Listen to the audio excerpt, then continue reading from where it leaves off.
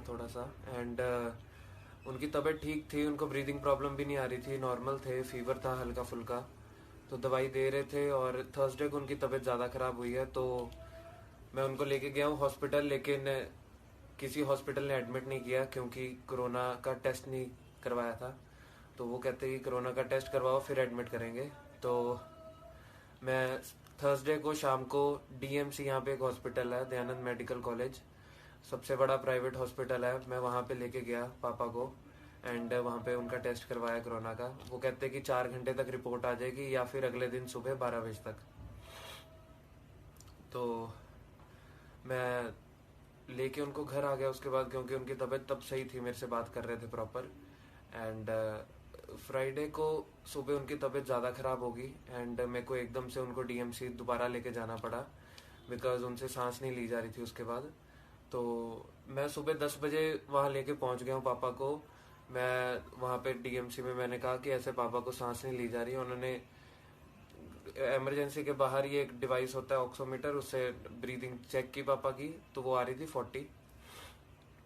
मतलब नॉर्मल एक इंसान में मतलब 99-100 इतनी होनी चाहिए ऑक्सीजन लेवल। एंड 90 से नीचे जाए तो ऑक्सीजन देनी पड़ जाती है एंड 60 से नीचे डेंजर होता है। तो पापा की आ रही थी 40 ऑक्सीजन मास्क लगाने के बाद। मैंने बहुत रिक्वेस्ट करने के बाद उन्होंने मेरे से ऑक्सीजन मास्क परचेज करवाया एंड इमरजेंसी के बाहर ही स्ट्रेचर के ऊपर पापा को वहाँ पे उन्होंने लेटा दिया एंड वहाँ पे उनको मास्क ऑक्सीजन का लगा दिया।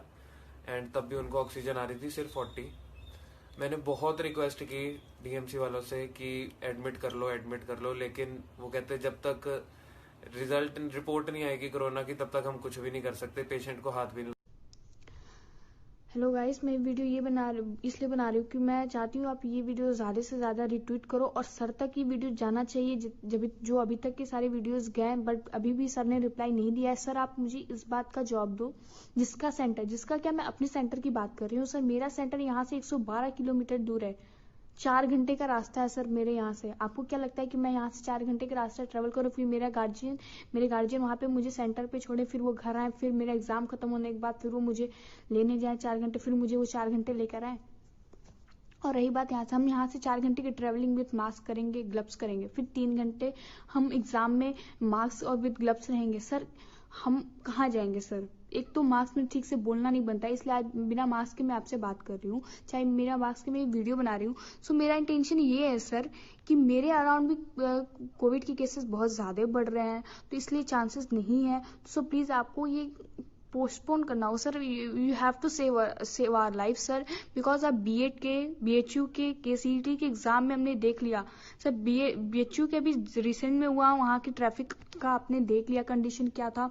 केसीईटी में एसओपी को कोई फॉलो नहीं हुआ, ना बीएड में हुआ सर। 4 लाख बच्चों में और केसीईटी के एग्जाम में जब आप नहीं कुछ हैंडल कर पा रहे हो तो फिर हमें क्या, नेशनल लेवल के एग्जाम पे मैं आपको उंगली नहीं उठा रही हूँ, मैं फिर आपको चैलेंज नहीं करना चाह रही हूँ ये सब चीजें, बट एक नेशनल लेवल के एग्जाम में सर आप चीजों को बहुत अच्छे से समझ रहे हो। हम ये होप करते हैं कि आप बहुत जल्द हमारे साइड से अनाउंसमेंट करो कि नीट पोस्टपोन होना चाहिए। हम इसका वेट कर रहे हैं बहुत ईगरली, क्योंकि बहुत ज़्यादा एनेक्सिटी हो रही है सर, बहुत ज़्यादा प्रॉब्लम हो रही है सर, पढ़ने में बहुत प्रॉब्लम हो रही है सर, सोचने को मन रहा है कि जाना कैसे है, पेरेंट्स कैसे बचेंगे।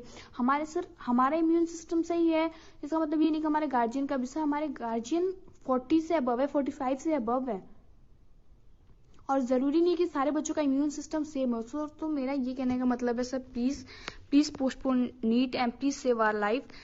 Thank you sir. Please we are waiting for this. Please understand my problem और other students problem. We have a same problem. Thank you sir. Please share this video guys. We have to postpone. Hello, I'm a NEET aspirant, and today I'll be addressing concerns on the behalf of students to authorities like the Supreme Court, which have now become our last ray of hope. So the very first thing I'd like to say is that the NTA is formulating a lot of SOPs which aren't working on ground reality. There is a lot of evidence on social media that the exams conducted so far, there is no sanitization, no thermal screening or social distancing. Now I would like to say one thing. NEET and JEE have 25 lakh aspirants all over India, including parents who will accompany their children to the exam center, they will travel hundreds of kilometers. They will have to arrange for, an accommodation like a hotel. And it's not like a exam center is present in every district of India. And that's not practically possible too, right? Does this SOP guarantee that every student out of the 25 lakh is safe? Because if it doesn't, it does violate the right to life, because health is a large portion of life and many people can't afford this kind of treatment of COVID, especially looking at the situation now. Our medical infrastructure is crumbling. I do understand that, everybody is getting frustrated by studying so much, and I have gone through it too. But when you're kept in a room, how much of a social distancing you do, 10 people, 15 people, 12 people, keep in mind that most of the infections are asymptomatic now. AIMS has done a study that says that temperature does not really indicate whether you have COVID or not. So these will go undetected in the thermal screening, and we are being exposed to the pathogen or virus at large. And if somebody has a slightly higher temperature, not due to COVID, they are kept in isolation with other people who might have a COVID-related fever. Again, a huge risk for them. Think about the mental pressure on a person who has been diagnosed with COVID-19. If you are talking about mental pressure of this exam determines their future too. How will they in this state write an exam for 3 hours, travel to the center? It will take a huge toll and stress on the system, because it does cause extreme fatigue, and it may also hamper the students' concentration to study at this time. Thank you for listening.